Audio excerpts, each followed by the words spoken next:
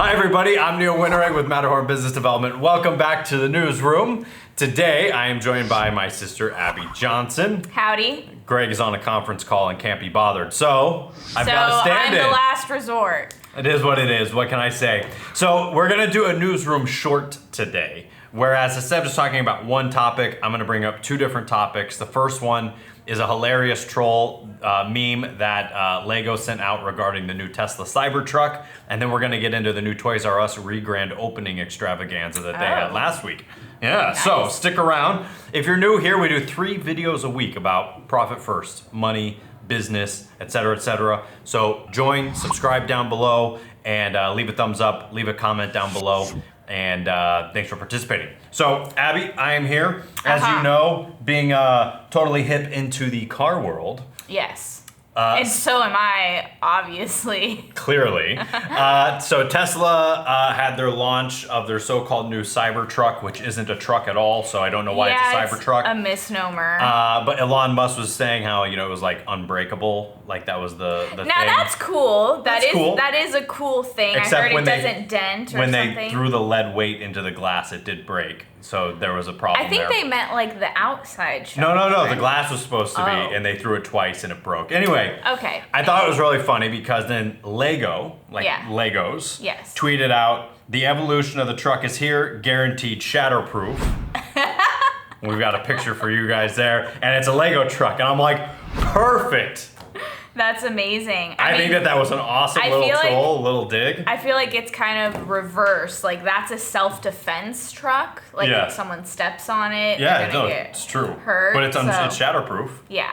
But and it looks similar. I think it looks similar. To the Tesla one. I actually think it looks better than the Tesla truck. I agree. Not gonna lie, I don't really get the Tesla truck. It doesn't look like a truck at all. No, and like I was talking about this before, like it was designed for people who like trucks, but people who like trucks aren't gonna drive that because it's not a truck. Think about everyone we know that drives like a Ford or a pickup or anything. Our brother has a truck. Yeah, his father-in-law. Could you imagine either of them driving that?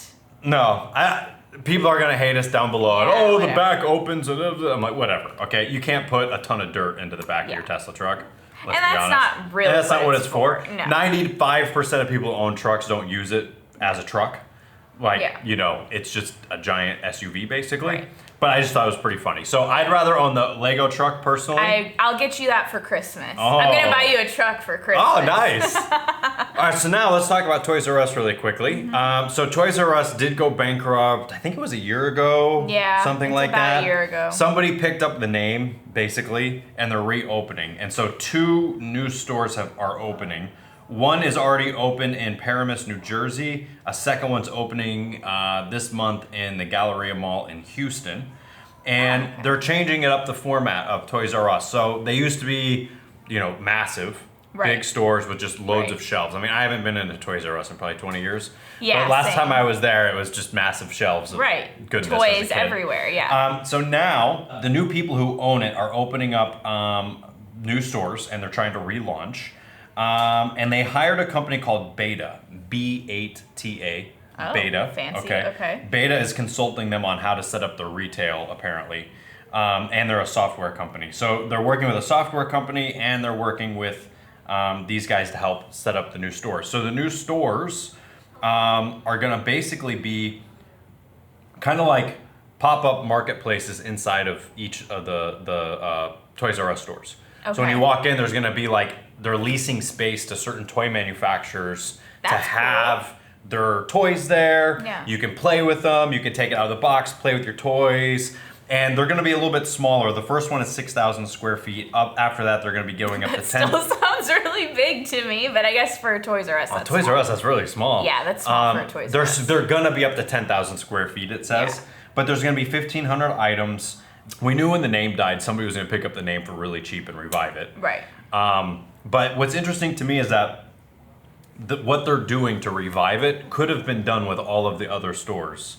Well, but it took someone new coming in to see that, I think. Well, it kind of reminds me of the Best Buy video that we did earlier this year now, where I talked about how Best Buy just changed their whole retail operation by almost doing this, bringing in Microsoft, bringing in Apple, letting them set up their products. Orders. You know, it's like this should have been done years ago with Toys R Us, and they were just asleep at the wheel. Yeah, they were kind of stuck in their times, couldn't evolve with the newness and what's happening now. But I think this is great. I think the little pop-up idea is great, and I think having things there for kids to interact with is It even says really there's awesome. going to be like a small event space where people can hold birthday cute. parties.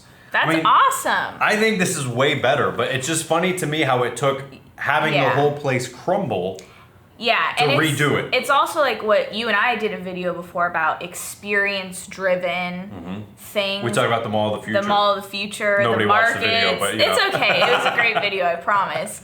But this is an experience-driven retail experience. Ooh, that's a lot of experiences going on. That's a lot of experiences. But And this is like something that the parents will like Instagram and like, you know, because we're getting into that generation now where like people our age are having kids and want to like post about it, which I love. But you know, they're gonna, you know, it's like it is that experience oriented thing, and I think it's great that someone like is thinking outside the box. Yeah. And as opposed to Sears, which went under and then they haven't changed and just stayed anything. the same. They just stayed the We're same. gonna just keep doing the same thing, except the difference is we went bankrupt. Imagine if Sears put a go-kart track in. Like I said earlier, I still think that they would make money for once. Even like one of the trains, like those go in the mall, but even if it was in the Sears, I'm just saying.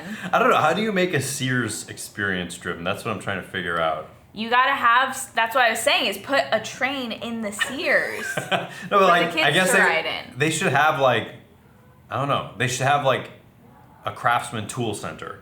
And you actually get to show up and there's like an engine block. Or do like, and you get to just play with everything. do like a cooking class in their kitchen area. You know, like classes and. Yeah. Because I think that Toys R Us is going the right direction. I think it's stupid that it had to go bankrupt, but the point is that they went bankrupt so that they could get rid of all the debt. Right. Legally, and then just basically come back with no debt, which right, is really but what they did. I mean, they're gonna go under again. No, I don't think so. Really? No, I think Toys R Us is doing it right. Oh, I was talking about Sears. Oh, Sears? No, Yeah, Sears is screwed. gone. Toys R Us, I'm excited Toys about. R Us, that's what I mean, is I think it's stupid that they had to go under just to restart. But they were under so much debt that was the only way that they could do it. And I think that kids need a place to go and like feel like it's not the same for like little Joey to like pick out his toy on Amazon and be like, cool mom, I want this truck. Like, it's fun to go pick out your toy and feel it and do all of that.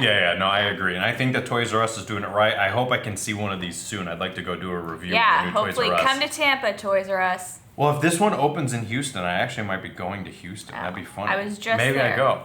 Yeah. Maybe I'll go. Anyway, if I go to Houston... live stream it. Yeah, I'm going to live stream on YouTube going through Toys R Us. So anyway, this was like a short newsroom edition. Hope you learned something new today. We'll see you next week.